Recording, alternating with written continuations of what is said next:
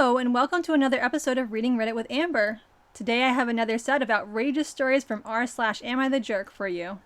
Our first story is, Am I the jerk for giving my niece real sex education after her mother gave her a bunch of wrong info? I'm a 28-year-old female. My brother is a 38-year-old male. His wife is 37 female. My niece, N, just turned 18. My brother, B, and sister-in-law married right out of high school and started having kids young. I'm very close to all my nibblings and try to be the cool aunt when I can. B and sister-in-law are pretty socially conservative. They have 5 kids and all have been homeschooled and attend church regularly, but they socialize with other homeschooled kids and aren't too sheltered. Anne is going to start college in the fall and she's a little nervous. She's never had a serious boyfriend and is pretty shy. She tends to talk to me about stuff she's embarrassed to ask her parents, which I'm fine with. She's more like a little sister to me than a niece. Recently, she's asked me some questions about reproductive health. She wants to start birth control because she gets really bad cramps, but her mother told her that birth control will also make her gain a lot of weight and cause fertility issues. I was kind of stunned when she said this. I told her no, that's not the case. I also told her about alternatives. I asked what else she may have wanted to know because I figured there might be blind spots in other places. She had no idea how condoms worked, thought sex would hurt the first several times no matter what, didn't know about toxic shock, and was unaware of what a pap smear/mammogram are. Obviously she knew how sex and babies work, but not the nuances of it. I ended up telling her how to make a doctor's appointment for contraceptives and told her how to get referred to a gynecologist. I'm not ashamed of sex or helping my niece, but I don't like overstepping bounds, so I told my sister-in-law about the questions and my concerns about the misinformation she was telling her kids. I didn't mention the doctor's appointment, that's none of her business. Sister-in-law ended up getting really angry and told me I had no right to tell her daughter that kind of stuff. I told her she was an adult and had a right to information. Brother and sister-in-law are very my house, my rules, and are adamant that while N lives with them, she won't need that kind of info. To sister-in-law, an OBGYN is only for women who are sexually active/expecting, and birth control is only for preventing pregnancy. I told her that was a load of garbage and a good way for them to have an accidental grandbaby sooner rather than later. Sister-in-law told me not to parent her kids for her, and ended up telling B, who said I shouldn't be talking about perverse things with his kid. Am I the jerk here? Edit, just to be clear, I didn't tell her all the details of the convo. Sister-in-law has 4 other kids and I was worried about them getting the same wrong info. I just said N came to me about bad cramp relief and I asked if she said birth control caused infertility. The conversation escalated from there. Edit 2, y'all are making a bunch of wild assumptions, but this is Reddit, so what did I expect? N has spoken to me since this happened. No negative repercussions for her. She's not angry since all I said to her mom was that she needed help with her period pain. Sister-in-law doesn't know N asked any other questions. She's not angry at me. Trust isn't perma-broken. You guys need to chill out. I can't post me and sister-in-law's full convo cause character limits. Reddit says OP is not the jerk, and I agree. I think this top comment sums up the situation pretty well. Hard, not the jerk. She came to you for advice because she can't trust her parents and she knows it. If they can't accept that their daughter might one day be sexually active, that's their problem and should never be hers. The fact that they're making her go through cramps and that because of their ignorance just makes it worse. Teaching an adult, or very near it, about contraception and sexuality isn't perverse, it's making sure she's safe. I noticed that the ages line up for her to have been born fairly young. I've seen this pattern before. Make sure they aren't sabotaging her. Everyone deserves accurate information about their sexual and reproductive health care options, and no one should deny their child medication that could reduce the pain they're experiencing each month because the medicine can also be used to prevent pregnancy. Our next story is, Am I the jerk for upsetting multiple soon-to-be/new mothers and messing up my aunt's reputation because she tried to help me out?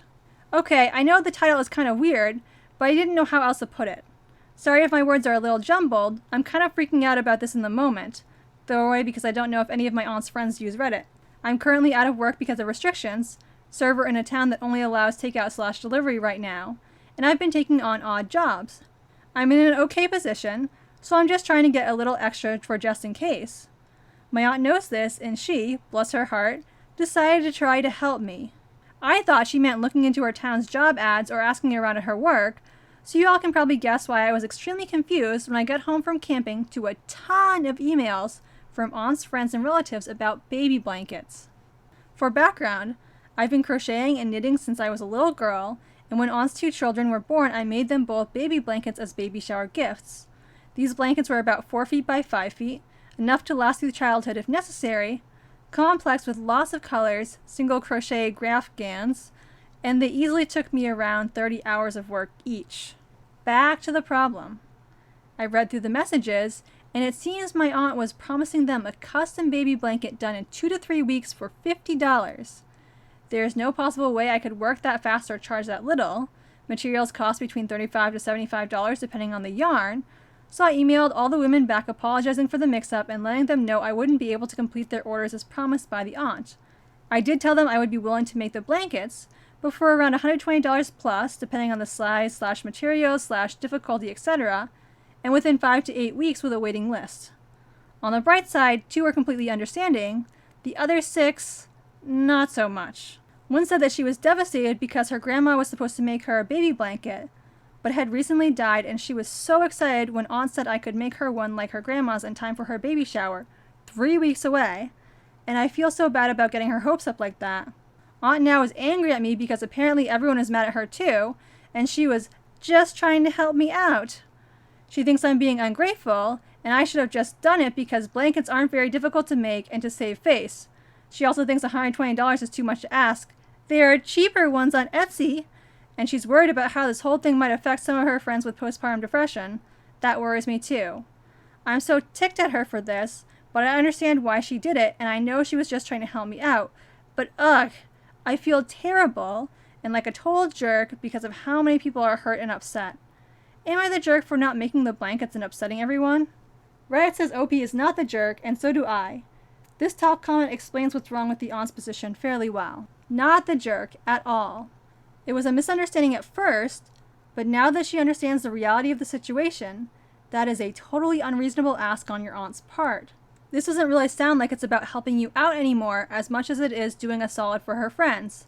There are cheaper ones on Etsy also shows she either doesn't value your craftsmanship or understand how large and varied Etsy is. Also, invoking postpartum depression is weirdly manipulative for such a benign conflict. You can't do it in that time for that cost, end of story. She is the jerk for pressuring you. Now, I'm not a knitter myself, but I am a crafter, and I generally will not make crafts for people to buy because if I charged even just $10 per hour for labor, people would scoff at the prices. When you see blankets or other craft items selling for cheap on Etsy or the like, it means either the item was mass-produced by a machine, it's a second-hand item, or someone has been grossly underpaid for the labor. I mean, if you look at OP's rates even, so she says that she wants to charge $120 for this, the materials are $35 to $75, and it takes her 30 hours to make. She's getting paid very little for the time and energy that she would be putting into those blankets. The aunt absolutely should not have volunteered her niece to make things for other people, especially since she has no idea how much time and energy and materials go into such an endeavor. Our next story is, am I the jerk for not making my kid give back a birthday gift his grandparents gave him after they asked for it back? So my kid turned 10 last weekend and we had a social distance birthday party outside with family. One of his gifts was a collection of old 2000s Pokemon cards, about 200 or so. These cards were found at my in-laws as they collect all kinds of randomness, and my brother-in-law has been cleaning out stuff for them. He asked his parents if they could regift them to my son, since he's 10 and plays Pokemon with his siblings and pals. They say, yeah, sure, we were going to throw them out anyway. So they give him the gift, and he is over the moon. Like, over the moon. Best birthday ever kind of joy. As he was given the gift, my other sister-in-law starts making a big deal about there being thousands of dollars in valuable cards just given to a 10-year-old. She was just over the top about how much money could be there. Annoying, but whatever. She knows nothing, just speculation. We blew it off, took them home, and let him play with them as they were intended. We said we weren't going to try to value them, just let him enjoy them, which he did.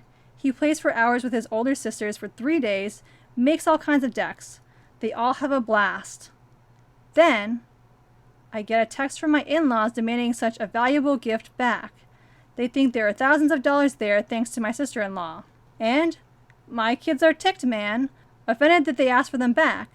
Their kids stuck inside during a pandemic with rad Pokemon cards, being asked to return them after they were given as a gift.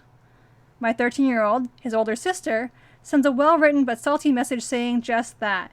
We're mad. How can you ask for a gift back? We were playing with them. Told them they were greedy and wrong for asking for them back. My in-laws lose their darn minds and say that the kids are disrespectful and we're bad parents for letting them keep the cards. say we ruined the family relationship by not giving them back. So we let our kids keep half of them and give the rest back in an effort to keep the peace. Be the bigger person kind of thing. Next thing we know, they are saying our kids are disrespectful, rude, and selfish for keeping the good ones, and come at us again with the bad parents nonsense since we weren't making them return all the cards. They even accuse the kids of stealing them, a gift. Send a whole group chat about it to all the siblings and spouses, how we are ruining the family by not giving them back. So what do you think? Am I the jerk for not making the kids return the remaining cards? Reddit says OP is not the jerk, and so do I. Giving half the cards back was a little unfair to the kids, since these were a birthday gift for the 10-year-old, but I get what OP was trying to do there. It's not like the cards are actually worth anything anyway. While there are a handful of Pokemon cards that are worth money in mint condition, they are worth money because virtually no one has them, and they haven't been played with. The in-laws are being major jerks here. Our next story is, am I the jerk for refusing to change out of my bikini to save my niece's feelings? My husband assures me that I'm not the jerk, and I agreed at the time, but now I feel a bit guilty because I don't want to upset anyone, a child least of all. Since I've been home more for quarantine, I marie-kondoed my closet, which means getting rid of all my old bathing suits. They all lost elasticity or were worn out, except for one. This is relevant later. This past weekend we had a small family gathering at our house because it's hot and we have a pool, and quarantine limitations had been lifted in our area a while ago, so we finally decided to get together for the first time in 3 months. My husband's parents, his brother and wife, sister-in-law, and their 2 kids, niece 9 female and nephew 6 male, came over. So we're all in the backyard barbecuing and getting ready to swim. I change into my swimwear and come outside and start applying sunscreen. Sister-in-law rushes over to me and pulls me aside and asks that I cover up or change into something less revealing, like a one piece, as niece has been sensitive lately and dealing with some body image issues regarding feeling fat. She's not. I tell her that regrettably this is the only swimsuit I have anymore due to cleaning out my closet, and I plan on swimming as it was sweltering hot, but after my sunscreen dries I'd be happy to throw something on over my swimsuit until I'm actually in the water. She then asked me if I could just go inside then, at least until the sunscreen soaks in and come out covered up. I was like, no? I'm not going to hide in my home for 30 plus minutes while we have company over that we haven't seen in 3 months. Sister-in-law says it will hurt niece to see me in a 2-piece because of my unrealistic body image. I tell her there's nothing unrealistic about me because I'm a real person, so I don't even know what that means, and I'm sure niece will be fine for only 30 minutes. I also said that while I sympathize with body image issues as I've dealt with them in the past myself, it's probably not helping her just to shelter her from seeing people's bodies and maybe work on body positivity instead. She says I don't understand because I don't have kids. So I sit in the shade to apply sunscreen and let it soak in, and she takes niece inside for over half an hour before coming back out. I don't know if I'm in the wrong here. Maybe I could have just gone inside for a while to spare my niece's feelings, but at the same time, I feel like I shouldn't have to hide my body, and at my own house for that matter. And it was just a 2-piece. It wasn't like really revealing. The top was high cut, kind of like a sports bra, and the bottoms were normal bikini cut. They weren't like a thong bottom or anything. I didn't notice that niece was upset, but sister-in-law definitely was. Maybe niece was just hiding her feelings? I don't want to add to her body image issues and feel kind of bad now reflecting on it in case I made her feel bad. Am I the jerk? Edit. Wow, I was not expecting this kind of response. Thanks for your judgment, everyone. I'm replying where I can. There's a lot of people dragging sister-in-law in the comments, but I will note that she's generally a good person, even though she may have come off badly in my post. I personally don't think it's her fault, and suspect social media or peer pressure is the cause of niece's feelings bad about her body, but that's just my personal speculation. Reddit says OP is not the jerk, and I agree. A lot of commenters suggested that sister-in-law may be using the daughter to express her own insecurities, and that is certainly a possibility. Although, it is also possible for children to be insecure about their bodies. I tried dieting for the first time when I was in 4th grade, so I would have been 9 years old just like the niece here. The thing is, though, there will always be people we think are prettier or thinner than we are. Especially with the proliferation of advertisements and influencers, there's really no way to insulate a child from seeing people who are judged by society at large to be beautiful.